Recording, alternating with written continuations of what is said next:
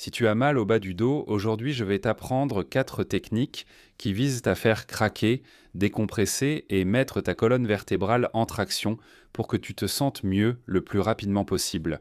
Cependant, ces techniques à elles seules ne vont pas t'assurer ce bien-être et cette meilleure qualité de vie sur le long terme. Ce que tu dois faire, c'est les accompagner d'exercices de mobilité, de renforcement et de stabilité. Très bien, 4 techniques qui t'aideront énormément à soulager ta douleur lombaire. La première chose à faire est de préparer un peu de matériel. Un canapé, un coussin, une paire de chaises.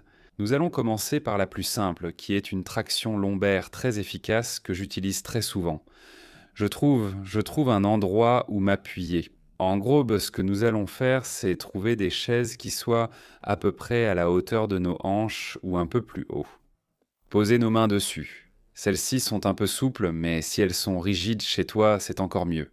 Ça peut aussi se faire sur un meuble, sur une rambarde, sur ta terrasse, où tu veux, mais tu dois avoir 2 endroits où poser tes mains. Je veux que tu poses la pointe de tes pieds juste derrière toi, que tu mettes le poids de ton corps dessus. Sur tes bras, que tu te laisses tomber en appuyant tout ce poids au niveau des mains, les coudes bien droits, jamais fléchis, sinon tu vas tomber. Et d'ici, je veux que tu laisses tomber tes genoux vers l'avant et que tes pieds aussi restent appuyés uniquement sur la pointe des pieds, sur le gros orteil. À partir d'ici, on maintient la position, on ferme les yeux et on se détend. Il est extrêmement important que pendant l'exercice, tu relâches ta ceinture abdominale. La ceinture abdominale est composée de muscles qui relient les côtes au bassin. Et leur tension musculaire, leurs contractions vont empêcher que nous puissions effectuer une traction correctement. Donc une fois que tu es en position, que tu es à l'aise, ça peut faire un peu mal au niveau des poignets. Je veux que tu respires et que tu essaies de relâcher au maximum cette musculature abdominale. Inspire et expire. Et sens comment ce bassin se détache de toi, comment il descend grâce à la gravité et comment la colonne lombaire se décompresse. Ce que nous pouvons faire aussi, c'est ajouter un petit mouvement de danse avec les genoux. Les chaises doivent être solides et lourdes, car si elles sont trop légères, elles risquent de bouger et tu pourrais tomber. Nous veillons toujours à la sécurité. Je pose la pointe de mes pieds, je me laisse tomber sur les chaises. Une autre exigence que nous pouvons ajouter, c'est ce mouvement de danse avec nos genoux. Ce que vous allez produire, c'est une plus grande décompression et traction au niveau de la zone lombaire. Très agréable, très bien. Vous pouvez le maintenir aussi longtemps que nécessaire, 10, 20, 30 secondes. Généralement, ce sont les mains qui souffrent en premier et qui vont faire que tu auras l'exercice. Essaie-les toutes en plaçant la pointe des pieds, petit va-et-vient, respiration profonde ou combine tout.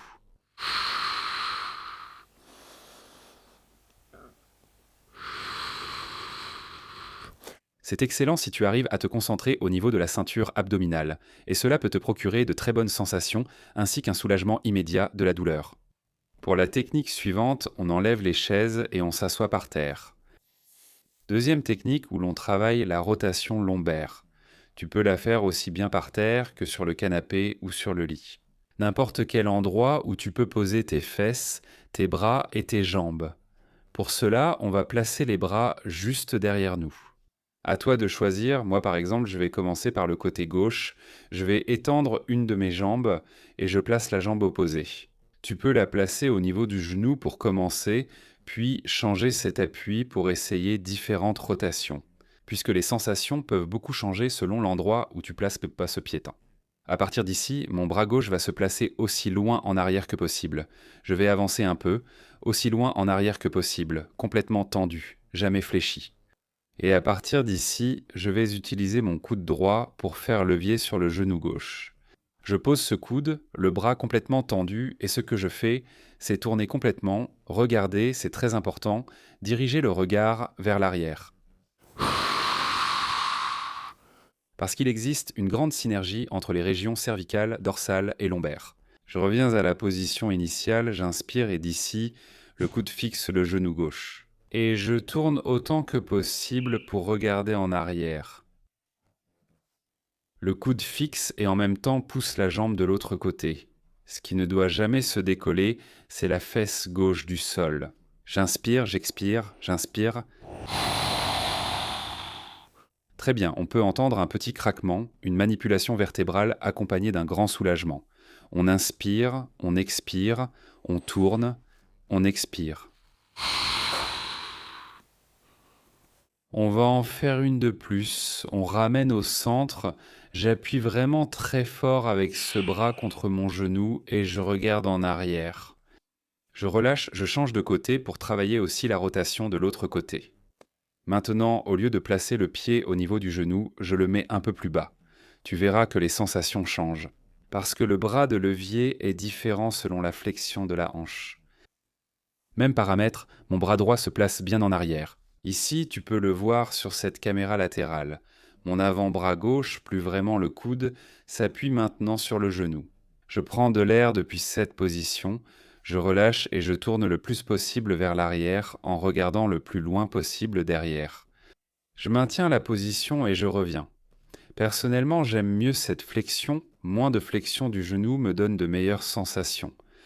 Encore une fois, on prend de l'air, bras d'appui derrière, bien étiré. Je me tourne au maximum vers l'arrière et reprends de l'air.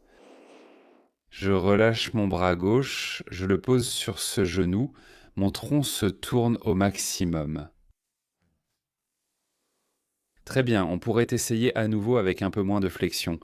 Ici, par exemple, ce serait déjà trop peu, le pied qu'on ne voit pas là doit toujours être bien appuyé. Si on va trop en extension du genou, ici mon pied ne peut déjà plus s'appuyer. On peut aussi essayer une plus grande flexion du genou pour ressentir les sensations. Je place mon coude, mon bras derrière, je prends de l'air, je relâche et je tourne. Très bonne aussi, vraiment. Avec peu ou beaucoup de flexion, les sensations sont excellentes. Je veux te le montrer encore. La jambe gauche croise la droite, je place le coude et d'ici je tourne complètement. Et de l'autre côté, on tourne, on place le pied un peu plus bas que le genou, je place le coude, la main et je tourne. Très bien, ce serait un niveau 2 de traction. Nous allons augmenter progressivement l'intensité jusqu'à la dernière manipulation, qui est beaucoup plus compliquée et que, évidemment, je ne conseille pas à tout le monde. Je t'invite à commencer par la première, si tu te sens bien, passe à la deuxième, si tu te sens bien, passe à la troisième. Et enfin la quatrième, si toutes les précédentes t'ont convenu. Pour cette troisième, qui est aussi très intense, où nous travaillons également en rotation. Nous aurons besoin d'un coussin et le ferons ici. Je veux que tu places ce coussin au niveau des jambes, que tu t'allonges sur le dos, et que tu poses les deux jambes sur le coussin. Je vais bouger un peu pour que ce soit parfaitement aligné. Et à partir d'ici, je veux que tu choisisses un des deux côtés. On va choisir le côté droit.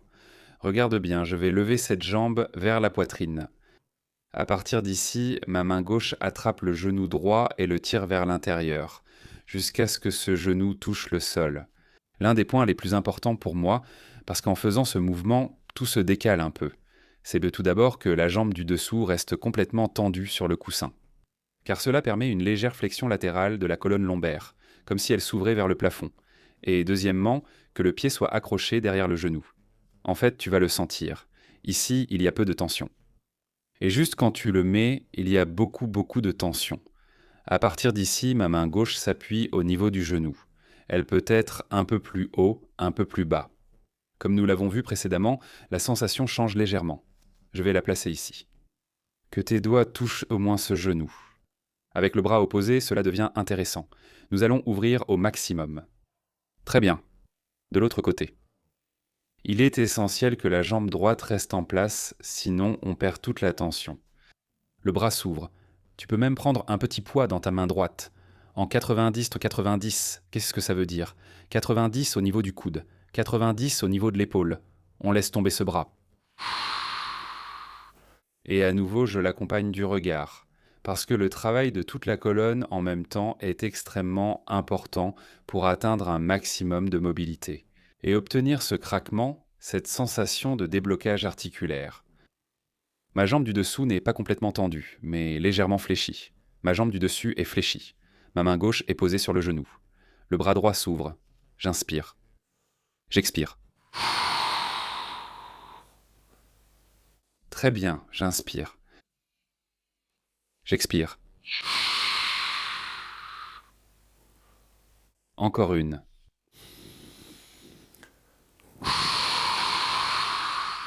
Et mes yeux suivant la main. Droite. tout doucement, extrêmement lentement. Nous revenons à la position initiale. Pour la colonne vertébrale, évite de changer de position brusquement. Prends quelques secondes. Reste même allongé sur le dos. Avant d'attaquer la suivante, celle de l'autre côté, c'est essentiellement la même chose, d'accord? On va le voir ici. Encore une fois avec l'exemple. Je mets mes deux jambes sur le coussin. Je me tourne sur le côté. J'amène mon genou gauche vers mon épaule gauche. Cette main droite attrape ce genou jusqu'à ce qu'il touche le sol. Ici, il est très probable que la jambe du dessous se soit déplacée. Il ne faut pas que cette jambe soit accrochée derrière le genou. Qu'est-ce qu'on va faire? J'étire bien ma jambe, qu'elle repose bien sur le coussin. Je place ce pied, ce coup de pied derrière le genou. Ça peut être un peu plus bas, un peu plus haut. Je t'invite à essayer. Mais que les orteils touchent le genou que nous avons ici. Parce que sinon, il est très probable qu'il se détache. Et on perd cette intensité que l'on veut apporter dans la rotation. Au fait, si tu as mal au cervical, place un coussin ici parce que ça va être extrêmement utile. Je pose le genou, je pose la main, je pose la tête sur un coussin si tu veux. Bras à 90 degrés et d'ici, j'inspire. J'expire. Très bien, je l'accompagne du regard. Aussi bas que possible. Comme si je voulais toucher avec le coude. Mais rappelle-toi que si tu relâches, la jambe du dessous va se soulever. Et que cette jambe gauche devrait toujours rester en contact avec le sol. Vous avez tous une flexibilité différente. Moi, je n'atteins pas le bas, mais toi peut-être. Tu ne ressens alors peut-être aucune tension.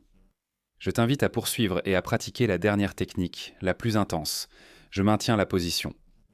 Je suis le mouvement de mon bras du regard. En fait, tu peux essayer, regarder et ne pas regarder. Quelle différence n'est-ce pas? Je maintiens l'expiration. J'inspire. On recommence, on revient. 2. J'inspire.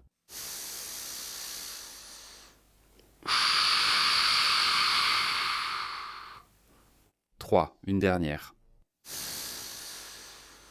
Je relâche et je tourne la tête ainsi que toute la colonne sans perdre le contact de mon genou gauche avec le sol. Très bien. On revient doucement à la position initiale. On respire. On profite.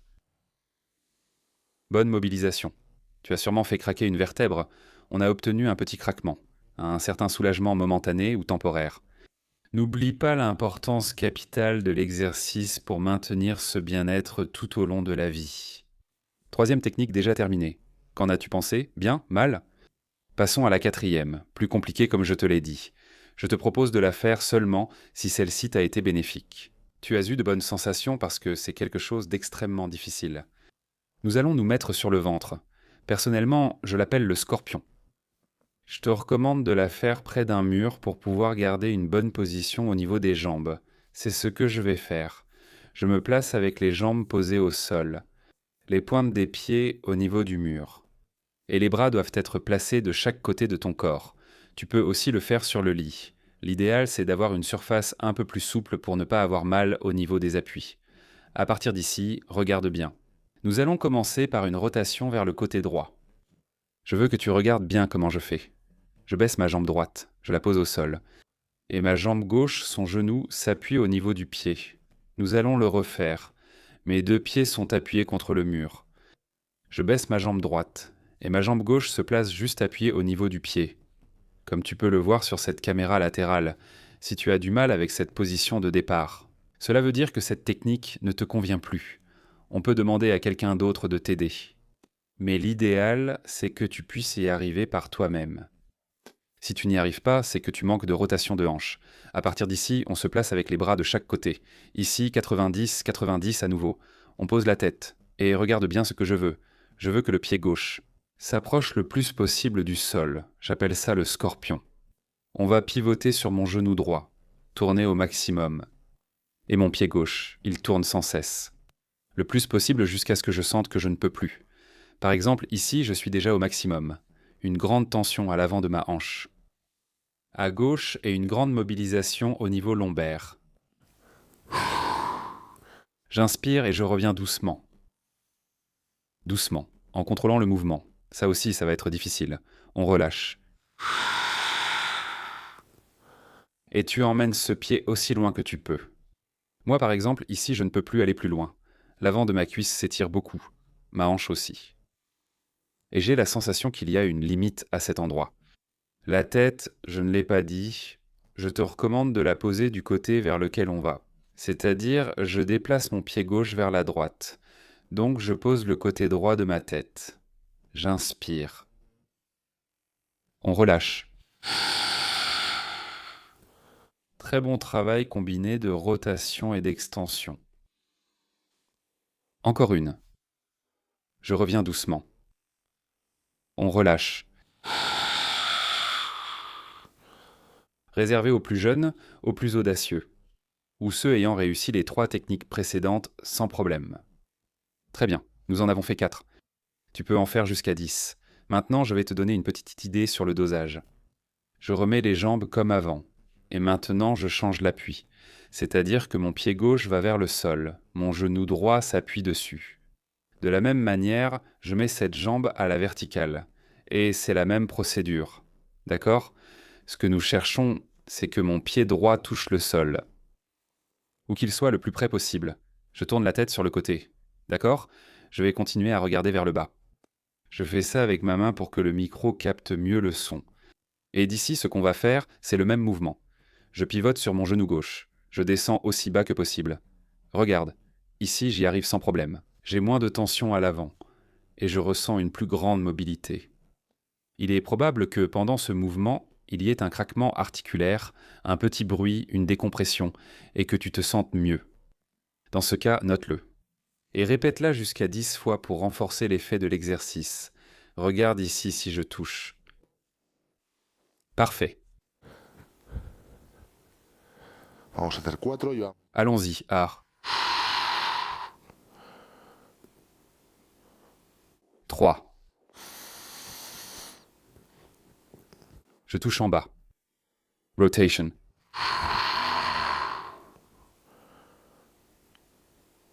Et 4. Très bien. On maintient quelques secondes à la fin, on revient doucement. On décroise ses jambes. On se repose quelques instants.